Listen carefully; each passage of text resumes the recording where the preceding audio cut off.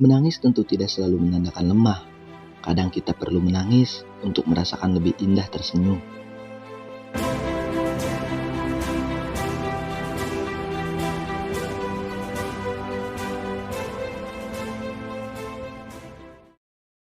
Perjalanan pun kami lanjutkan kembali.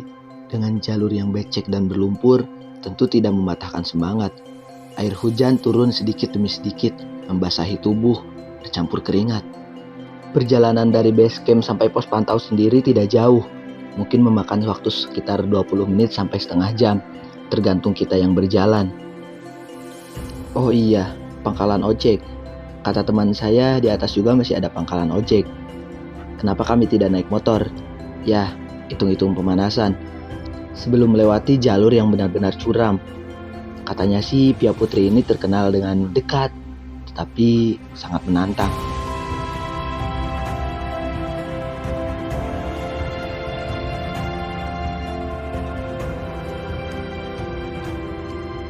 Istirahat dulu, Lur. Pertama hujan nih, hujan kabut, terus untuk si treknya bikin pegal anjir. Mantap. Sebentar beristirahat kami melanjutkan kembali. Kenapa istirahatnya nggak lama-lama?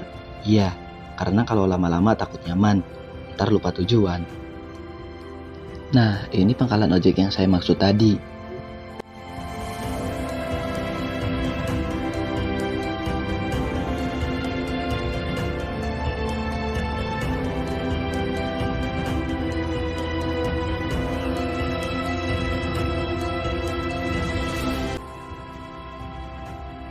Tidak lama, seorang kawan ada yang mengeluh kesakitan. Katanya sakit, bekas cedera main bola. Nah, ternyata benar saran dari seorang kawan yang mengikuti organisasi pecinta alam.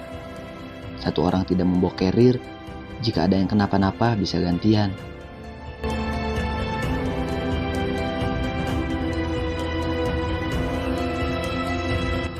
Selang beberapa saat kami pun sampai di pos 1. Akhirnya bisa merebah lelah, walau hanya sebentar.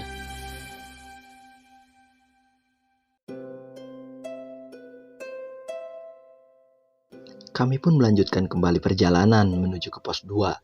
Katanya sih dekat, dari pos 1 sampai pos 2 itu tidak terlalu jauh.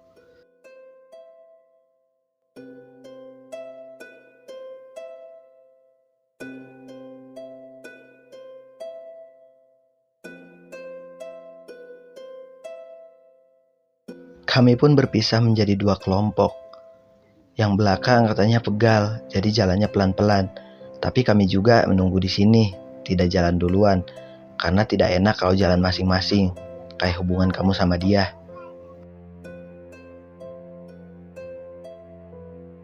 Selang beberapa saat pun kami sampai di pos 2. Akhirnya bisa merebah lelah juga, walaupun tidak lama.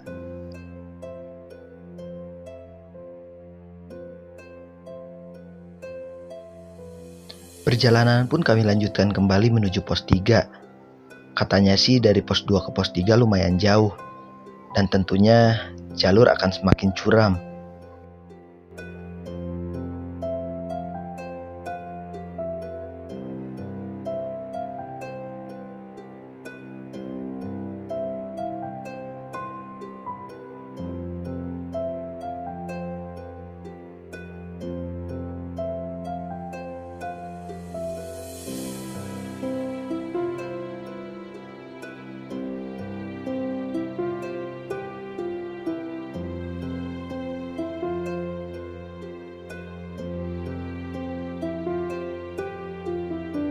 Akhirnya sampai juga di pos 3. Rencana sih di pos 3 ini kita akan makan dulu.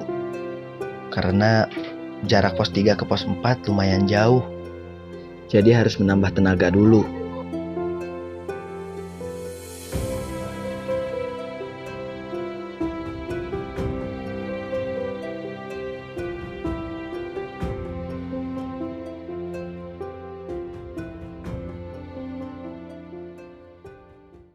Mana sih barang bawaannya banyak banget sih. Pada mana sih? Oke guys, kita baru sampai di pos 3. Tadi kita udah makan, udah istirahat kurang lebih 45 menit. sekarang kita akan melanjutkan perjalanan ke pos 4. Dadah. Setelah memberi asupan sang perut yang terus menggerogoti seperti keadilan di negeri ini, kami melanjutkan kembali perjalanan. Sedikit curhat, sebenarnya pendakian ini saya lakukan karena sedang patah hati. Tapi tunggu dulu, bukan menjadi pelampiasan ya, hanya saja butuh ketenangan. Kalau kata orang-orang, healing. Tidak selang berapa lama kami pun melihat seekor burung, seolah menunjukkan kami jalan. Benar-benar hal yang saya alami pertama kali. Bahkan, kawan saya saja yang sudah 15 kali menjajaki kaki di gunung ini, katanya baru pertama kali ngalamin ini. Bahkan yang saya baca di internet, burung ini sering muncul di Gunung Lawu. Burung anis gading namanya. Tetapi kali ini ada di Gunung Gede. Bersama kami, menunjukkan jalan kepada kami. Benar-benar hal yang langka.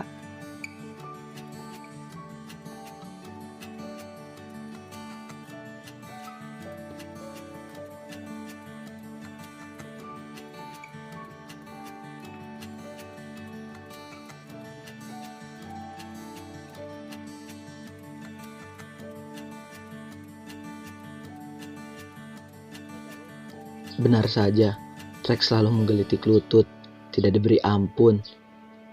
Trek landai hanya menjadi bonus, bahkan bisa dihitung kayaknya. Matahari pun tertutup kabut, rasa dingin semakin menusuk. Tetapi semangat tidak pernah padam, selalu membara. Namanya juga rindu. Kalau kata Dilan, rindu itu berat. Tapi saya rasa dalam konteks ini, karir yang berat. Di tengah perjalanan menginjaki kaki di trek yang curam, semangat pun kembali membara ketika melihat dua anak kecil yang sangat semangat. Hebat, salut.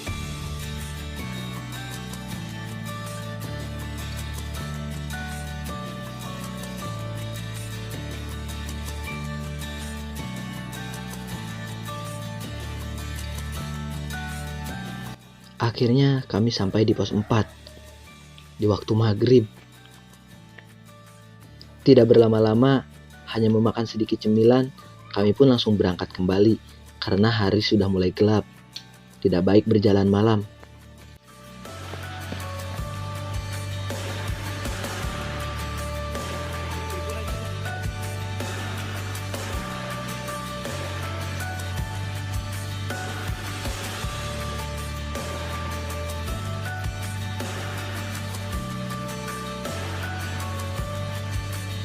Akhirnya setelah letihnya berjalan malam, kami pun sampai di alun-alun Surya Kencana.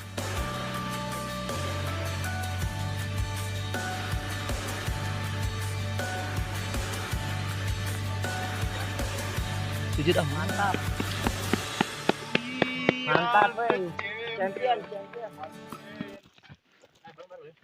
Lur, aduh sampai di Surken. Tinggal nyari tempat buat kemah. Ya, Bang. Mantap gak?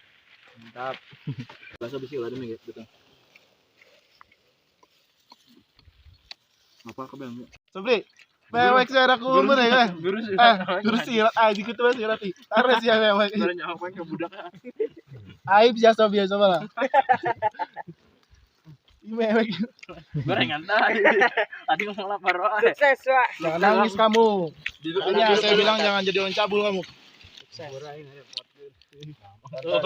Mantap gak? YouTube Cikaung tuh. Berita Cikaung, saudara Sobri menangis. Main di jalan, main di podo-podo wae. Coba botol ayo botol kalau botol langsung tuh. kalian ya. Ini botol nangis gitu doang. Nah, masih gini. Bergigi. Ya habis itu lo ganti baju, Ji. Bawa baju ganti kan lo. Ji, kawan aji kawan talasi aji ya sana ganti baju lah. Ganti baju dulu, lo ganti baju dulu. Mending baju dulu kan. Nyakan aja sih. Bang apa? Oke, Lur. Jadi kita mau tidur dulu. Adek, ngantuk ini capek.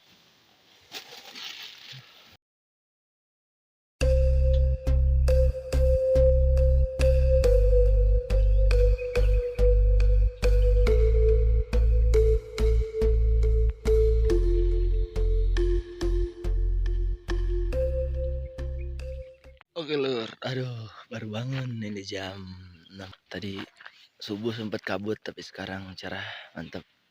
Nih lihat nih. Mantap. Semoga enggak hujan. Amin. Di pengganjal hari ini, pagi ini, bubur kacang hijau buatan Mas Sobri. Ya gak Mas? Asik. Koki nih. Ngeri masakannya, ngeri sumpah. Katanya siang mau dimasakin itu masakan Korea. Aduh. Setelah sedikit mengganjal perut, persediaan air pun habis. Saya pun bergegas mengambil air.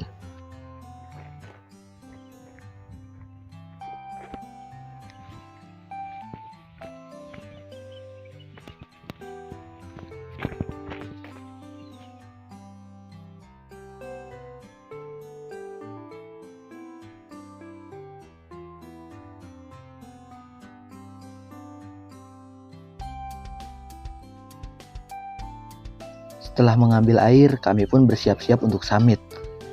Semoga cuaca cerah dan pemandangan dapat semua.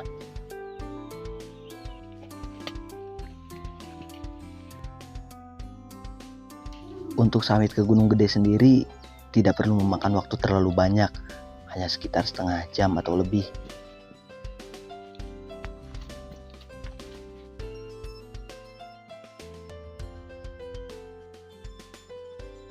Dan setelah melewati perjuangan yang begitu panjang, akhirnya kami pun sampai di puncak.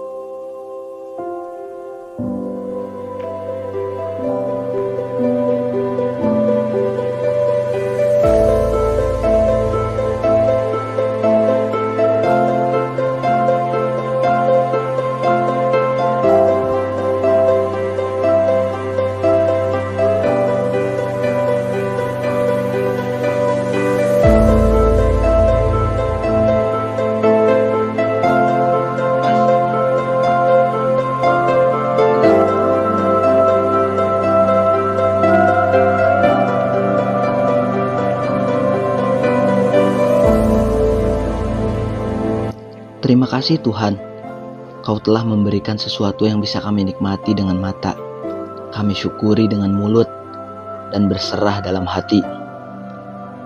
Kita semua hanya makhluk kecil yang tak berdaya, dan kita manusia yang harus selalu bersyukur atas ciptanya. Karena pada masanya kita akan kembali kepadanya.